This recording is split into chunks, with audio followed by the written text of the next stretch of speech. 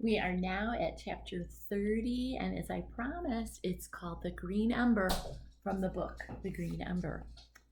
Part of the purpose of initiation is to tell the whole story and help you see your place in it, Lord Rake said, motioning for the young rabbits to sit in the center of the room on two stools. I will move rather quickly tonight in view of your eagerness to hear how your own family came into this tale. If you've heard some of this before, please bear with me. They nodded. Lord Rake will tell you of the first 8 windows, Uncle Wilfred said, and I, sharing your blood, will tell you the tale of the night. They nodded, swallowing hard, and looked up at Lord Rake. King Walter Good had the Whitsun stone, as had all his fathers before him. This ruby, which signaled the right to rule, was passed from father to son and heir for hundreds of years. King Good was lord of the 30 Warrens and the father of King Jupiter Goodson, said Lord Rake, motioning toward the first window. The window center was edged in black, and in the center stood 2 figures, an old rabbit, King Good, and his son, Prince Jupiter. King Walter Good, in his 20th year of his reign, privately named his 3rd son, Jupiter, to be his eventual heir. The oldest son, Bleston, was furious. He believed the crown was his inheritance. A gloomy resentment settled on him, along with the resolve to revenge himself against Jupiter, whom he named Upstart. He was stronger than Jupiter then, it must be said. He was a brave warrior, and none could best him in battle. But he had his wicked grandfather's way, and King Good could not allow this to be his legacy. He hated the idea of a swift return to the cruel rule of the 30 Warrens, so he denied the throne to his eldest son. Lord Rake motioned to the top of the window where a muscular rabbit in warrior's clothing huddled with several others. Bleston bitterly contemplated a revolt against young Jupiter, even while their father lived. Jupiter was troubled terribly by this strife. After hot words were said and no peaceable solution managed, Prince Bleston left the first warren with a large company of discontented rabbits. King Walter Good was saddened by this tumult and promised to make the succession clear as had been the custom in the past. He called a great gathering of all the nobles into the wood, along with allies from far and wide. When all were gathered, he took off his crown. The king's crown had been worn by his father and father's fathers for many generations, the line unbroken back to Whitsun Mariner himself, even though it had waned and become corrupt over time. The crown was all of gold, its points waving like so many flames. It's a lovely crown, as you can see. Lord Rake motioned toward the crown, more clearly visible in the second window on top of King Jupiter's head. So bright and beautiful was the crown, it appeared the king's head was covered in flames. The wreathed points of gold were the flames. At the front of the crown, along the base, there were many gems. Most of these were a fiery orange. Then she saw it. The center stone was an emerald, a large, bright green stone. Heather's mouth fell open. I think you begin to understand, Lord Rake said. The stones along the bottom serve as sort of embers for the fiery crown, and the center stone, larger than the other embers, is an emerald. It's the green ember. It's the ancient symbol of succession, going back to the kings of Golden Coast. At the assembly, King Walter announced that when he had picked his successor, and they didn't know all know that he had done this, he would honor the old ways and remove the green ember, bestowing it upon his heir. This the heir would keep safe, a down payment of the stewardship of authority he would one day fully own.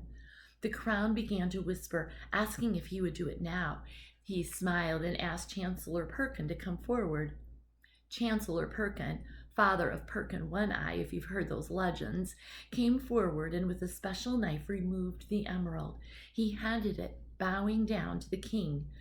King Good raised his hands and the room was silent. My son, my life, my heir, my glory. Jupiter Goodson, rise and come forward. Receive this token of your calling. They all cheered, for Jupiter was well known and well loved in the wood. They had feared the stern and selfish nature of Prince Bleston. So he became the king then? Heather asked. No, he only received the symbol that he would one day become king, Lord Rake answered. He kept the green ember for another 5 years. Then, when his father was killed, he was crowned, and the green ember was restored to the crown of fire at his coronation. He pointed to the second window again. The scene was August. King Jupiter stood in the center, crowned with wreathing flames of gold and dazzling in golden armor, with his solemn soldiers behind him. So he ruled and reigned with great power and goodness. And there's more to tell, he said, walking past the windows and vaguely motioning to all the scenes when we're able. For now, let's say that King Jupiter was great. He was everything his father imagined a king could be and more. He won great wars like this one in the Red Valley against Garlax, he said, pointing to the fifth window. That was a brutal struggle that I remember well. Garlax couldn't believe what was happening to him. He was very proud. To be defeated by a rabbit in single combat was the ultimate shame. His son, Red-Eye Garlaxid, is full of resentment and bent on revenge. He serves Morbin Blackhawk, but his true and deepest desire is to blot out all of King Jupiter's line and memory from the earth. How they were thwarted. What a victory the Red Valley saw. It was magnificent, Uncle Wilfred said, among our happiest days. That is when we all began to believe that anything was possible with this heroic king on the throne. He won many other wars, Lord Rake continued, with the help of his incredible band of warriors, like Lord Perkin One-Eye. He had Harlan Seer, Stam, Pickwand, Fesselhorn, and Gnome the Agile. Never before and not since has there been one to compare him with. We believed him indestructible. He paused and sadly shook his head. But we were wrong. Now he was at the 8th window and he hung his head. Heather studied the scene. The center showed King Jupiter and the gray rabbit, the familiar-looking gray rabbit, even from behind, as they surveyed the open horizon with shattered instruments of war at their feet. Peace, liberty, rest.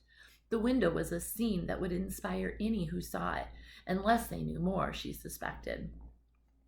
Uncle Wilfred stood before them, trying to smile. There's no use delaying, children, he said. He pointed at the gray rabbit.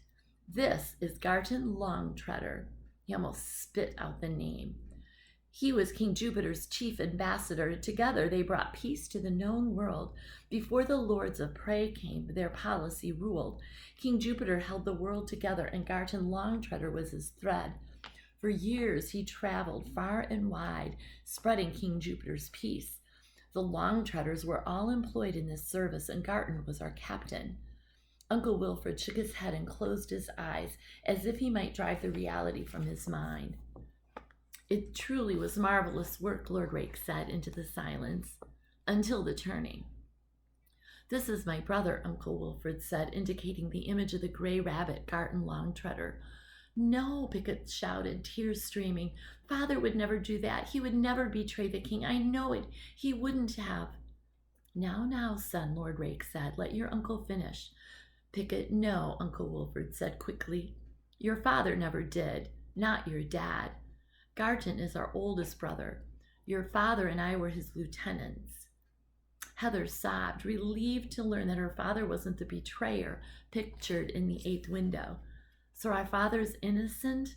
Heather asked. No, said Uncle Wilfred, no more than I am. He and I both feel, and deserve to feel, tremendous guilt over what happened. Too much guilt, Lord Rake said. Never, Uncle Wilfred roared. We should have known. We should have found out. There were clues we should have followed. We could have saved the king. No one knows the truth can deny your loyalty or that of their father, Lord Rake said. It's only those who don't know the full story who still doubt. That's almost everyone, Uncle Wilfred said. Sorry, children. Heather Pickett, I beg you to forgive me. Our family name is hatred. Longtreader is a curse word. Because of my inaction and misplaced faith, we lost our family reputation. We lost our king. We lost it all. The children wept and clung to each other. Heather thought of Nick Hollow and the wonderful ignorance of her life. She longed to go back, to forget all she was learning. She wanted to close her eyes to the truth, to walk away and spend her life forgetting. Uncle Wilfred pulled the cover off the ninth window.